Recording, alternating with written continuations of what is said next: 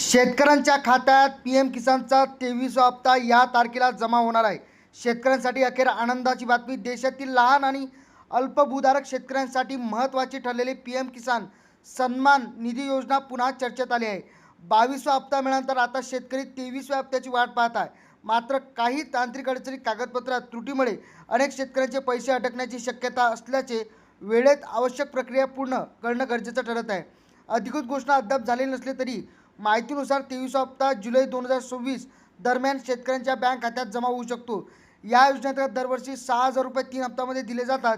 प्रत्येक हप्ता 2,000 रुपयाचा असतो आणि थेट बँक खात्यात जमा केला जातो।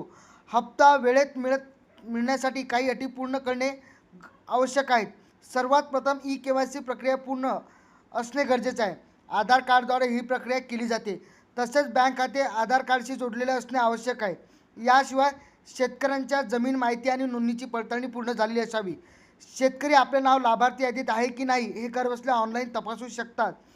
बेनिफिशियरी लिस्ट व पर्यावर क्लिक करून जिल्हा, तालुका, गावाची माहिती भरल्यास संपूर्ण यादी पाहता येते।